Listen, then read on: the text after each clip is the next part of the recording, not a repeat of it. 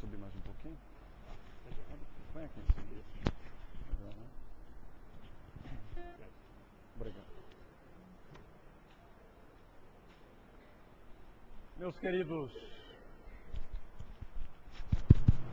Meus queridos amigos desta Casa Espírita de São José do Rio Preto, é uma satisfação muito grande estar novamente aqui nos dirigindo a vocês. A carta trouxe o seguinte teor: tenho minha mãe doente de males reumáticos, que muito a fazem sofrer há 15 anos, os quais já a puseram mesmo com as pernas paralíticas. Depois de lutas insanas e infrutíferas, recorri ao Espiritismo, que tantos doentes há curado. Confesso que, com esse tratamento, minha mãe se encontra melhor, pois já anda escorando-se em 2 bengalas, quando antes vivia numa cadeira de rodas. Mas, em verdade, ainda não sarou, e tenho dúvidas quanto à recuperação total. Como hei de interpretar esse fato quando sei que Jesus prometeu curar aqueles que recorressem a Ele, enquanto eu mesma reconheço que outros doentes foram radicalmente curados pelo mesmo processo? Será que Jesus não me conhece e nem conhece minha mãe? No céu existem preferências? Esta carta, cujo teor continua numa segunda parte de perguntas, foi recebida na cidade do Rio de Janeiro pela notável médium espírita, pela notável personalidade do movimento espírita do século passado, Ivone do Amaral Pereira. Dona Ivone é um ícone na literatura espírita mediúnica e não mediúnica. Dona Ivone Pereira produziu uma infinidade de livros, uma infinidade não é bem o termo, mas uma quantidade considerável de livros e textos que se tornaram referenciais para o estudo e o entendimento da doutrina espírita. Ela nasceu no dia 24 de dezembro de 1900 e sua desencarnação ocorreu no dia 9 de março de 1984. Nestes 84 anos de vida bastante sofrida, com a mediunidade despontando já em tenra idade, com 5 anos ela tinha uma grande facilidade de ver os espíritos, conviveu com diversos tipos de mediunidade, sentindo-se em si mesma estas imensas possibilidades de prática mediúnica. Dona Ivone conviveu com luminares da espiritualidade. Teve a oportunidade de receber instruções diretas de Bezerra de Menezes. Conviveu com grande amizade com o compositor Chopin. Esteve sempre em contato com Charles, o seu guia espiritual, e com tantos outros espíritos nobres que assessoraram a sua mediunidade e lhe deram a possibilidade de trazer verdadeiras joias da literatura espírita. Relacionamos os seus livros devido à importância destas obras para o estudo do Espiritismo. O primeiro livro surgiu no ano de 1955, Nas Telas do Infinito, uma história narrada por Bezerra e uma novela ditada por Camilo Castelo Branco. A sua obra mais monumental, Memórias de um Suicida, conta a saga do escritor português Camilo Castelo Branco, que, inconformado com a cegueira, suicidou-se. E em livro de volumosas páginas que ficou guardado por quase 4 décadas antes de ser dado à publicidade, pois que foi recebido no começo do século e publicado apenas na década de 40, esta obra de grande profundidade doutrinária traz os elementos essenciais para entendermos a problemática do suicídio. relatada por uma criatura que se suicidou com um tiro na cabeça. Esta obra surgiu em 1955. Depois, o Espírito Charles escreveu a notável obra Nas Voragens do Pecado, O Cavaleiro de Numières e o Drama de Bretanha. Estas duas últimas, no ano de 1973, foram publicadas. A Tragédia de Santa Maria, em 1957, o fabuloso romance Amor e Ódio, destacando um discípulo de Allan Kardec, que conheceu o Livro dos Espíritos. Esta obra foi publicada em 1956 e se trata de uma obra notável que todo espírita deveremos sempre ter contato face ao seu extraordinário conteúdo. Dramas da Obsessão, pelo Dr. Adolfo Bezerra de Menezes. Ressurreição e Vida, pelo grande escritor russo Leon Tolstói, e também pelo Espírito Charles. Esta obra traz capítulos que emocionam, que empolgam, que ensinam muito.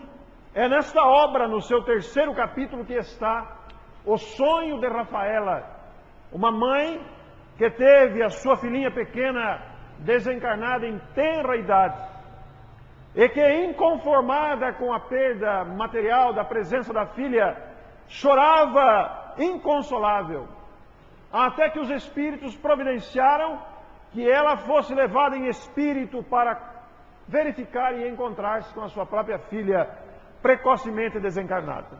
E ela verificou que no plano espiritual onde a filha se encontrava, as outras crianças desencarnadas brincavam, estavam alegres, participavam das atividades, e apenas a filha amuada num canto. Minha filha, diz Rafaela, por que você não vai brincar com as outras crianças? Ah, mamãe, o seu choro não me deixa agir. E esse sonho de grande consolação para Rafaela está descrito nesse terceiro capítulo da obra Nas Voragens, Ressurreição e Vida. Depois, duas obras de grande utilidade para a prática e o entendimento da mediunidade: Recordações da Mediunidade e Devassando o Invisível.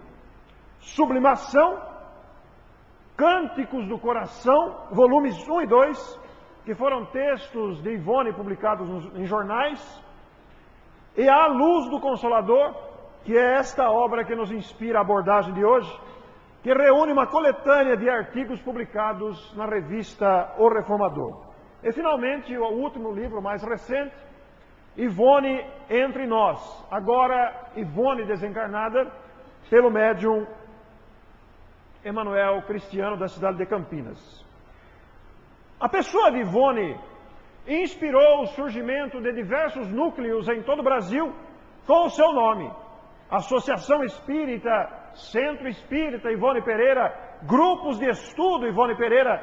Ensejou também o surgimento do Projeto Ivone Pereira, que tem o objetivo de estimular os espíritas, especialmente os mais novos, aqueles recém-chegados à doutrina espírita, para que conheçam o trabalho monumental desta notável médium Ivone Pereira. A sua vida ensejou o surgimento de dois livros biográficos: Ivone do Amaral Pereira, O Voo de uma Alma, e Ivone Pereira, Uma Heroína Silenciosa. E depois desse preâmbulo falando sobre Ivone Pereira, voltemos à carta que Ivone recebeu. Porque Ivone recebia e mantinha correspondência com muitos espíritas de todo o Brasil. Ela atendia a todas as pessoas que a procuravam para orientações. E esta foi mais uma pessoa que dirigiu a carta a ela, perguntando se no céu havia preferências. Pois, afinal de contas, ela recorreu a Jesus e a sua mãe não sarou. E ela estava incompreendendo este detalhe. Por que é que a sua mãe, mesmo ela tendo recorrido a Jesus, pedido em preces para que Jesus a curasse, a sua mãe continuava enferma? E Ivone começa a responder à carta da moça, dizendo que no céu, ou no plano espiritual, na nossa linguagem de espírita, Não existem preferências. Aliás, na questão 115 do Livro dos Espíritos, os Espíritos ensinaram que Deus criou todos os seus filhos simples e ignorantes, fadados ao progresso, ao aperfeiçoamento, através das múltiplas existências. Se a enfermidade não curou, depois de um longo prazo de tratamento, como ela indica na sua carta, é porque este sofrimento, esta dificuldade, tem razões espirituais. Possivelmente, a mãe desta consulente, desta pessoa que escreveu a carta, está vivendo um processo kármico, está vivendo um processo de testemunho. Se o tratamento espiritual não resolveu, decorrido todo esse prazo, possivelmente a cura está condicionada à melhora pessoal da pessoa que está enfrentando a dificuldade. A cura está condicionada muito mais ao progresso pessoal da pessoa enferma do que ao próprio tratamento. Pois que, normalmente, quando não há causas do passado, quando não há necessidades evolutivas decorrentes de prejuízos que causamos a outras pessoas, esses tratamentos costumam dar bons resultados. Esses tratamentos espirituais têm uma eficiência muito grande, mas mesmo quando diante dos tratamentos a enfermidade persiste, a dificuldade permanece, é porque as razões são espirituais, ligadas muitas vezes ao passado ou à necessidade do presente. Então Ivone esclarece isso com muita propriedade, porque os espíritos não têm preferência, não são criados privilegiados, não são criados com o olhar de que esse vai sofrer ou aquele não vai sofrer. Deus criou os filhos simples e ignorantes, destinados a progredir e a construir o mérito da própria felicidade, através do esforço, do bem e da melhora individual. Mas diz a nossa Ivone também que inúmeros males pelos quais enfrentamos são decorrentes da maneira como nós nos tratamos também.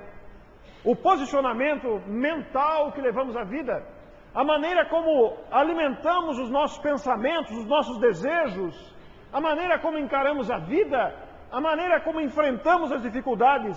Pois que uma criatura que enfrenta as suas dificuldades com revolta, com inconformação, a criatura que está sempre se lamentando, que não aceita, a criatura que briga com a vida, ela está criando ao redor de si uma atmosfera que lhe vai trazer dificuldades.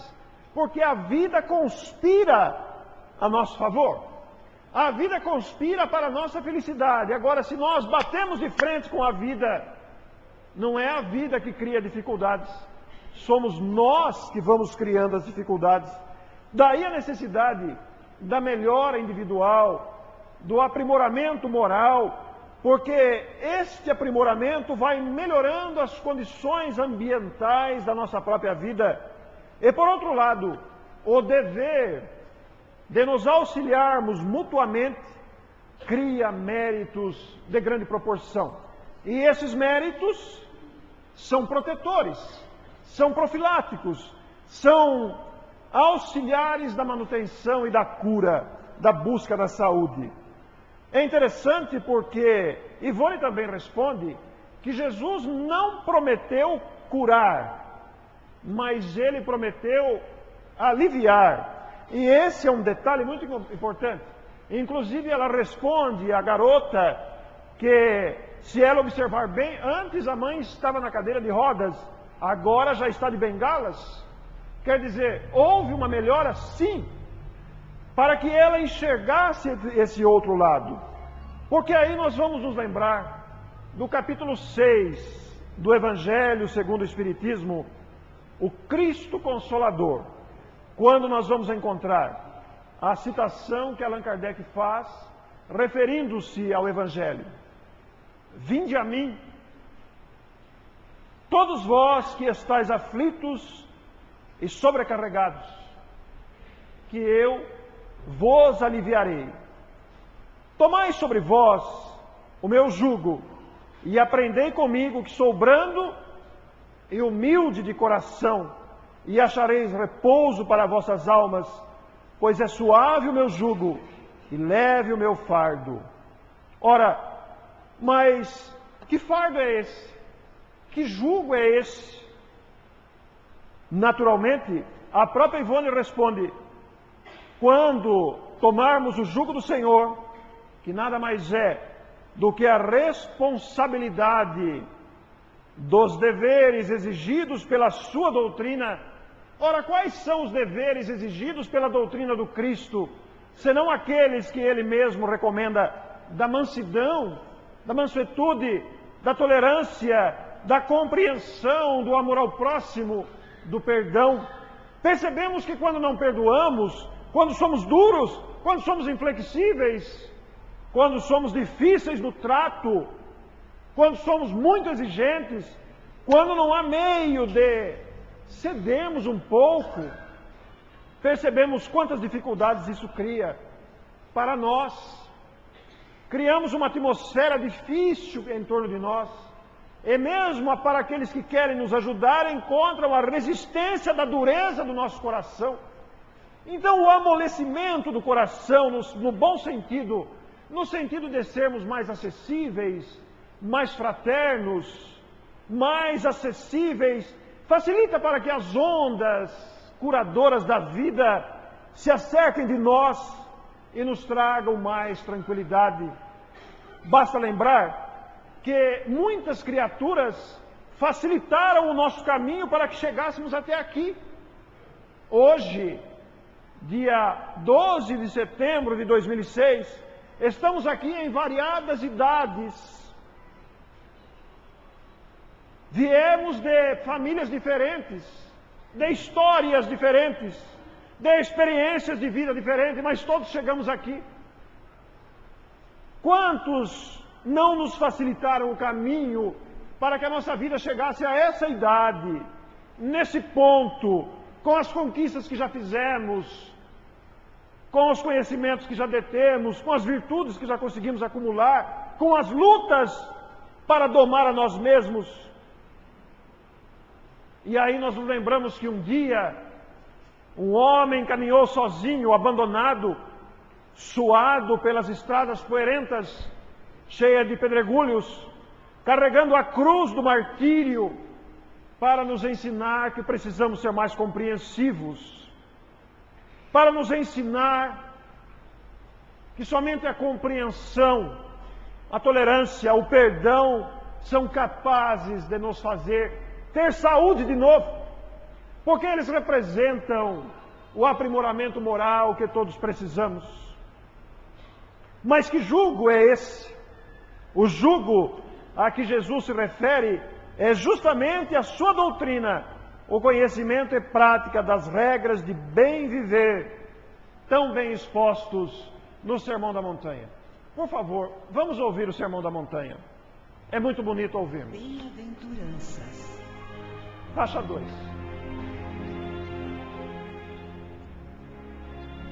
Pode erguer mais um pouco. Jesus, vendo a multidão, subiu a um monte e, assentando, seus discípulos então o rodearam em bando. E começou a falar, voz em suave crescendo, vibrando clara no ar, ele ensinava dizendo: quão felizes são aqueles, ou sem orgulho ou vaidade, pobres de espírito, é deles dos céus o reino em verdade. Os que choram sem revolta, muito e bem-aventurados, serão no reino à volta de suas dores consolados.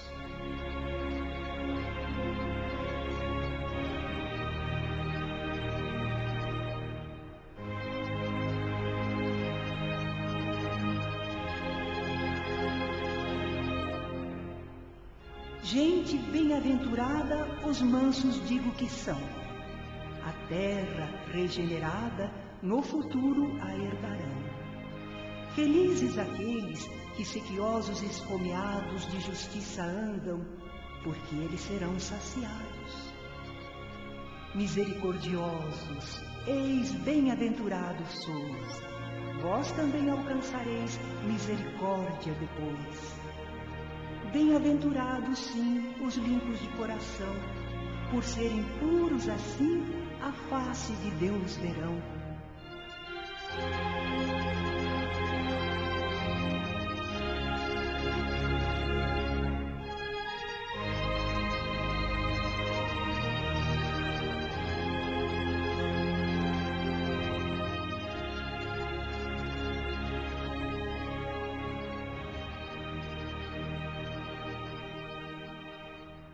E vós, pacificadores, vos afirmo aventurados, filhos de Deus em louvores sereis por todos chamados. Bem-aventurados quando os homens vos injuriarem, perseguirem e falseando o mal contra vós falarem. Se for por mim que ocorrer, alegrai-vos e exultai, o galardão há de ser grande no reino do Pai. Porque o mesmo eles fizeram aos profetas verdadeiros, que antes de vós vieram a este mundo como obreiros.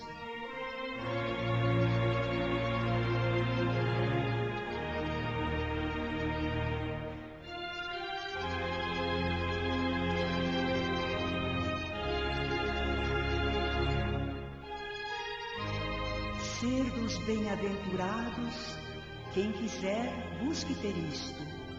Um dos valores citados no belo sermão do Cristo.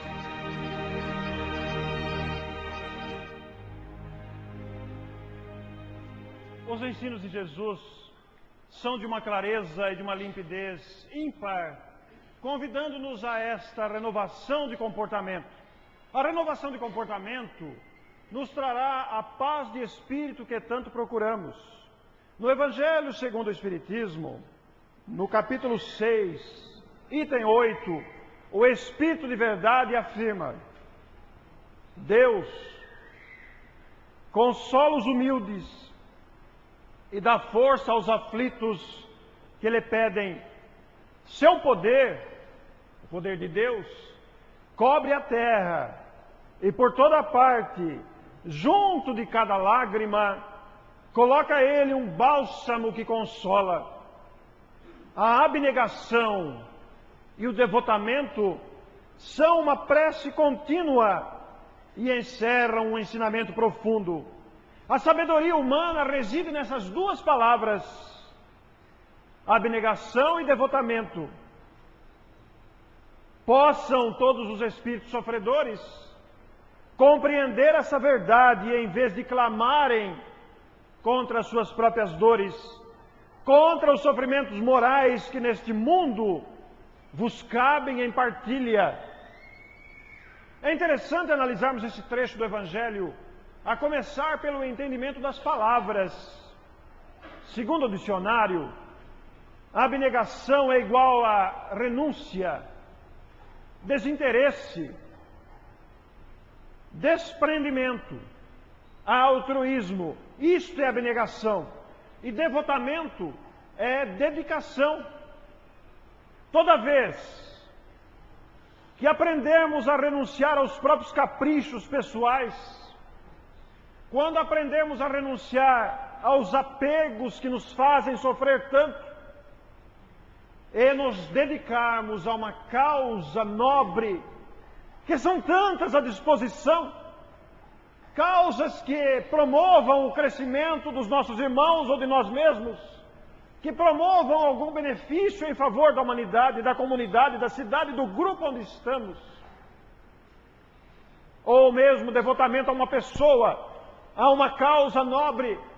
Isto cria sabedoria, como ensina o Evangelho segundo o Espiritismo. A sabedoria reside nessas duas palavras.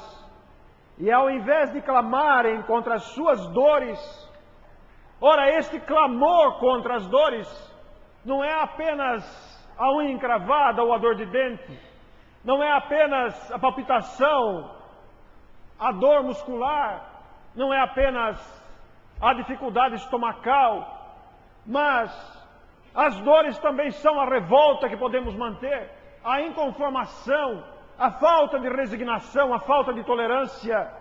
Ao invés de ficarmos bradando contra o mundo, que possamos partilhar, como diz o Evangelho aqui, as dores que vos cabem em partilha. Essas dores que nos cabem em partilhas nos sugerem o devotamento mútuo, nos voltarmos uns para os outros, para nos dedicarmos a minorarmos uns as dificuldades dos outros e outros as dificuldades de uns. E isso não necessariamente somente através de alimentos doados, de remédios comprados, de roupas arrumadas, mas principalmente através do afeto, da mão estendida, da palavra que compreende, da tolerância nos relacionamentos. Vivemos um momento crítico na história da humanidade, da ausência de paciência, da ausência de tolerância. E o ensino do Evangelho nos convida exatamente à incorporação desses valores, para que possamos compreender que somente esses comportamentos nos trarão a paz que precisamos. Tomai, continua o Espírito Verdade, essas duas palavras, devotamento e abnegação, e sereis fortes, pois delas resumem todos os deveres que a caridade e a humildade vos impõem. O sentimento do dever cumprido vos dará a tranquilidade de espírito e a resignação. O coração bate melhor, a alma se acalma e o corpo não sente mais desfalecimento. E vejam a frase com que o Espírito Verdade termina a sua advertência: pois quanto mais abalado o espírito, mais sofre o corpo. Quanto mais abalado o espírito, mais sofre o corpo. As nossas preocupações, as nossas ansiedades, as nossas invejas, os nossos ciúmes, os nossos conflitos abalam a nossa tranquilidade, tiram a nossa serenidade e são causadores das doenças que tanto nos abalam. Daí o convite à serenidade que o Evangelho traz, para sermos mais calmos. Falar-lhes é muito fácil. Nós lemos a lição, interpretamos o pensamento, transformamos isso numa linguagem e transmitimos. Mas a luta é idêntica para todos nós. Aquele que vos fala aqui na frente vive as mesmas dificuldades. Eu falo primeiro porque sou o primeiro que ouve. O som alcança meu próprio ouvido primeiro.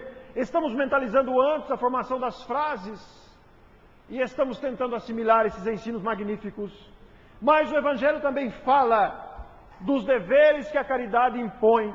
Porque não basta apenas suplicar para Deus, me ajude. Deus ajuda, sempre. A presença de Deus na terra é uma bênção. A presença e a atuação de Jesus em nossas vidas, na vida de cada um, é uma realidade patente. No entanto, a lei do mérito é sempre considerada para os efeitos da cura, da serenidade, da tranquilidade. Nós temos todos o dever mútuo de nos auxiliarmos uns aos outros. E quando nos dedicamos às causas que levem à esperança, quando nos dedicamos às causas que reergam o ser humano, que ajude a criatura a levantar-se do lodaçal do pessimismo, a levantar-se da depressão, da tristeza, e a entender que a vida é uma bênção, que viver é um tesouro inestimável. Quando conseguimos contagiarmos-nos uns aos outros sobre o valor extraordinário de viver, estaremos contribuindo para que o mundo seja melhor e adquirindo méritos para a nossa própria segurança, para o nosso próprio bem-estar. E a nossa consulente continua a perguntar se Deus não perdoa as nossas faltas. E Ivone se estende maravilhosamente. Daí a nossa indicação para que vocês não deixem de ler o livro A Luz do Consolador. Nós não vamos nos estender demasiadamente para não tornar o assunto enfadonho. para não tornar a exposição cansativa. Mas Ivone, ela penetra no campo das existências múltiplas. A reencarnação é o perdão de Deus.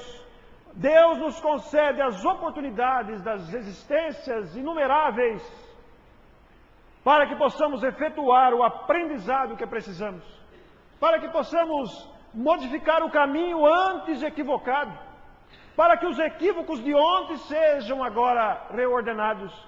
Por isso não vejamos nas aflições, nas dificuldades, nos obstáculos, jamais vejamos castigos de Deus, porque não são. Na verdade, são consequências de nós mesmos. Deus nos oferece a vida e as oportunidades, mas nós resolvemos dar umas escapadinhas, nós resolvemos desviar do caminho, nós deixamos de prestar atenção, e aí surgem as consequências que nós precisamos consertar. Daí a importância de pensarmos nessas questões todas. E nos lembramos, neste pedaço, da personalidade impressionante desse personagem do Evangelho, citado por Lucas, do livro Atos dos Apóstolos, que integra o Novo Testamento. Essa descrição está no último capítulo do livro, e que nós nos permitimos interpretar ao sabor da emoção, ao sabor desse instante, para que possamos refletir na importância desse ensino. O evangelista Lucas não esclarece em suas páginas o nome de certo aleijado, um pobre inválido, que em Jerusalém todos viam nas portas de ingresso do grande pátio do templo, chamada Porta Formosa, implorando tristemente a caridade pública, estendendo as suas mãos em busca de esmola, em busca de alguém que lhe jogasse alguma moeda para que ele se alimentasse. Nestas divagações, chamaremos a esse aleijado infeliz de pobrezinho. Nascera o pobrezinho enfermo e estropiado, crescera sob a humilhação da anormalidade física e a angústia de irremediável pobreza, que o forçavam a viver da compaixão dos corações fraternos e caridosos, os quais o agraciavam com esmolas, com moedas, com pães, que ele agradecia. A esse infeliz jamais fora permitido participar dos folguedos infantis em sua infância, porque as suas pernas frágeis, mirradas pela doença, desde a infância lhe haviam negado o prazer de conviver e de participar dos folguedos das crianças de sua idade. E ele era um grande sofredor, porque nem trabalhar podia, vivia esmolando à porta do grande templo pedindo esmolas. Certa vez, contando ele já a idade adulta, ouviu falar que surgiu em Jerusalém um homem que, impondo as mãos sobre os aleijados, curava. O homem devolvia os movimentos das pernas, o homem fazia os cegos enxergarem, o homem fazia com que as doenças desaparecessem. E ele desejou conhecer Jesus de Nazaré. Mas, por mais que tentasse aproximar-se de Jesus, ele não conseguia. Percebia que Jesus passava, mas quando tentava alcançar Jesus, as suas pernas não ajudavam. Ele era paralítico, precisava se arrastar. E por mais que andasse, ele não conseguia alcançar o Mestre que aparecia. A multidão, por sua vez, ávida de ouvir o Cristo, ávida de tocar o Cristo, ávida de ser beneficiado pelas mãos misericordiosas do Mestre, praticamente impediam o seu acesso ao Divino Amigo. E depois, às vezes ele ouvia de longe aquela voz suave que dizia: bem-aventurados os que choram, porque serão consolados. Bem-aventurados os que se humilham, porque serão exaltados. Mas ele não conseguiu se aproximar de Jesus. Não lhe foi possível face à sua deficiência. E um dia ele ouviu dizer que o mestre fora preso e crucificado. Então ele desejou aproximar-se da cruz, para pelo menos naquele momento enxergar o mestre de perto, visualizar aquele rosto, dizer-lhe, pedir-lhe para que o curasse. Mas nem assim. As suas pernas desconjuntadas, os seus joelhos que sangravam, lhe permitiram subir para estar mais próximo do Calvário da cruz. Ele não conseguiu aproximar-se. O mestre fora preso, crucificado e morto. E ele continuou paralítico. Então, desolado, inconformado, recolheu-se à sua vida de deitar-se à frente da porta formosa e continuar a estender as mãos para pedir esmolas, para que a caridade pública socorresse as suas angústias, as suas dificuldades. Mas o Nazareno não esquecia aqueles que a ele recorriam. Como não esquece, nos dias atuais, o pensamento de súplica que possamos dirigir-lhe? Quando nos sentirmos abatidos, quando nos sentirmos abalados pelas dificuldades do dia a dia, quando as aflições se fizerem mais fortes, quando as angústias parecerem sufocar o nosso coração, silenciemos e dirijamos ao Mestre: Jesus, preciso da tua ajuda, Senhor. Vinde, socorre-me o coração angustiado, ajuda-me a superar este momento. Mas não só nos momentos de dificuldades, nas alegrias. Obrigado, meu Senhor. Obrigado pela sua presença no mundo. O que seria do mundo se não fosse a tua presença? O que seria desse nosso planeta se não fosse a mente do Cristo, que envolve o planeta todo com a sua grandeza, com a sua bondade, com a sua vibração de amor a nós, que somos seus irmãos menores, mas para quem Ele estende as mãos, para que possamos renovar as atitudes, para que possamos olhar o mundo com esperança e sejamos por nossa voz, por nossa vez, vozes da esperança, braços que estendem as mãos para criaturas que precisam muito mais do que nós, companheiros que estimulam a esperança, companheiros que estimulam o progresso. E o nosso pobrezinho, que não pudera falar com Jesus, estava sentado na escadaria, esperando que a caridade pública lhe estendesse novas moedas. Numa tarde inesquecível, 2 homens se aproximavam da escada. Eram eles. Permito-me ler para não perder a beleza do texto. Talvez as palavras não saíssem tão boas como está aqui. Um jovem de cerca de 20 anos de idade, cabelos longos pelos ombros, por nome João, e outro de idade madura, aparentando cerca de 43 ou 44 anos, chamado Simão Barjonas, mas apelidado Pedro. O aleijado estendeu as mãos: Senhor, tem compaixão deste pobre homem que te pede uma esmola.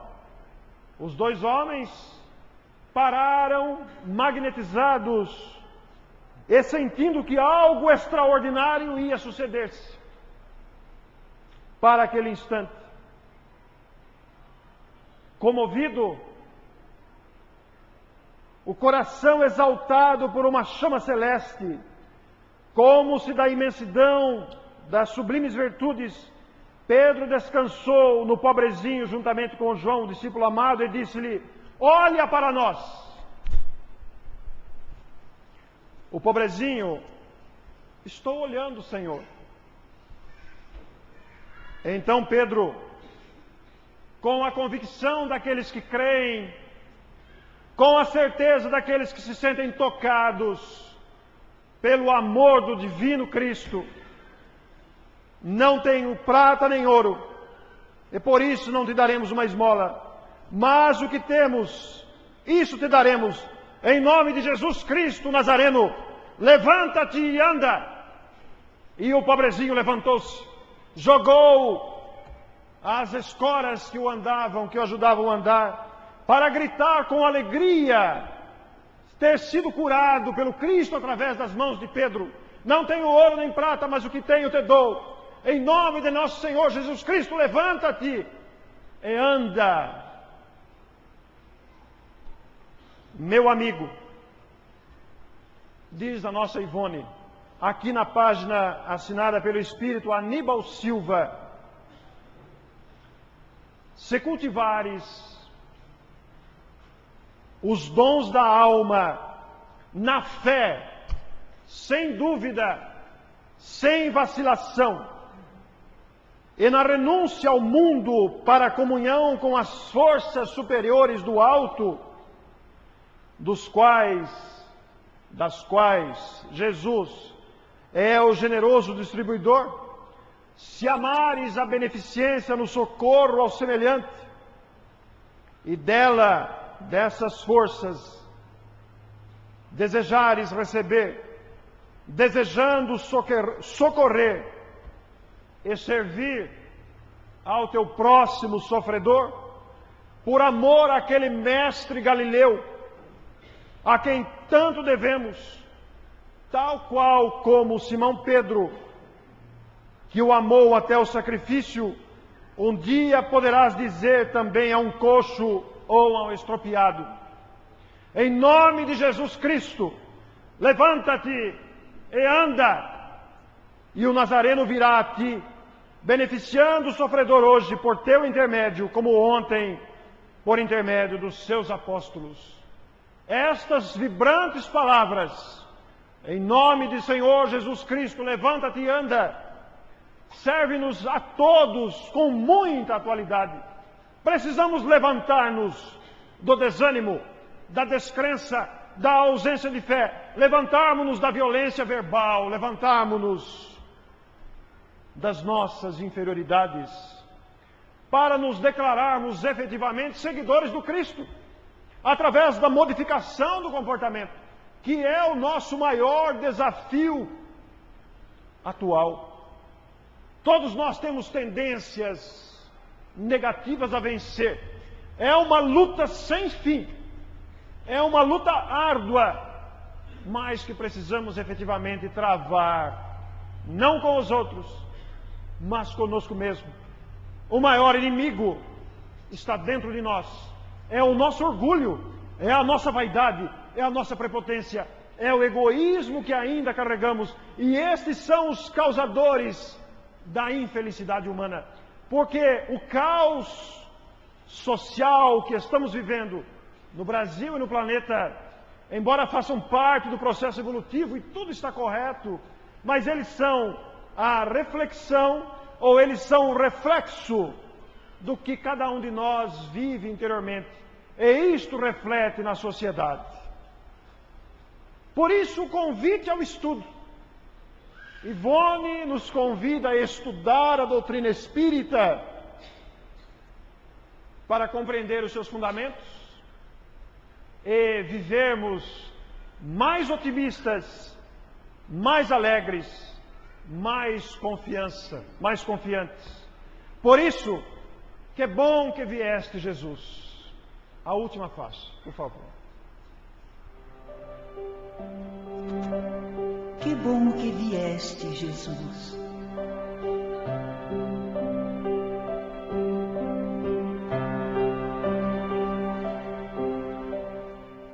Jesus, quanta alegria em nossa alma quando lembramos o teu nascimento em nosso mundo. Habitas por direito planos de luz e paz na espiritualidade, e deixaste-os para vires viver entre nós. Sabias que nós, teus irmãos menores, éramos e somos criaturas ainda rudes no sentimento e na ação, mas nos amas e sabes que podemos nos transformar para melhor, desenvolvendo as qualidades espirituais que Deus, o Pai nosso e teu, colocou em nossos espíritos como semente de vida eterna e evolutiva. e vieste, para dizer-nos que a vida do Espírito é muito mais valiosa que a do corpo. Não finda no túmulo, e seus tesouros o ladrão não rouba, a traça não rói e a ferrugem não corrompe. Para alcançá-la é preciso apenas ter olhos de ver a verdade invisível e ouvidos de ouvir os chamados do bem, e amar a Deus sobre todas as coisas e ao próximo como a si mesmo, perdoando sempre para também ser perdoado. Mestre incomparável, não falaste somente, demonstraste, vivendo, a lei do serviço incansável em favor do bem de todos, na mais pura e inalterável fraternidade. Que bom que vieste, Senhor. Ainda estamos procurando seguir-te os passos, mas já sabemos que se nos guiarmos por essas verdades que nos ensinaste, encontraremos a paz e instalaremos o amor na terra. É sim o caminho da verdade e da vida. Ninguém vai ao Pai senão por ti. Como o povo de Israel anelava por ti há 2000 anos, assim precisamos de ti, Cristo, Messias, ungido do Senhor, para sairmos das trevas e do pranto, da guerra e da dor, para um mundo de luz e alegria, de paz e solidariedade. Nasce em nosso coração, Jesus. Aceita o humilde aposento que te oferecemos em nossa alma, neste momento de prece, e vem iluminar a paisagem de nossa vida. Que estejas conosco sempre, em nossos olhos, ao fitarmos os que nos rodeiam, em nossa boca, quando com eles falarmos, em nossos pés para caminharmos ao encontro deles, e em nossas mãos para ajudá-los sempre que precisarem. Sentindo-te dentro de nós, Jesus, invade-nos imensa alegria e vem-nos um anseio de amor por toda a humanidade. Ah, o canto dos anjos em teu Natal na terra. Agora o compreendemos integralmente, pois também a nossa alma canta. Glória a Deus nas alturas, paz na terra, boa vontade para com todas as criaturas. Meus amigos, muito grato. Que Deus nos abençoe a todos. Até a próxima.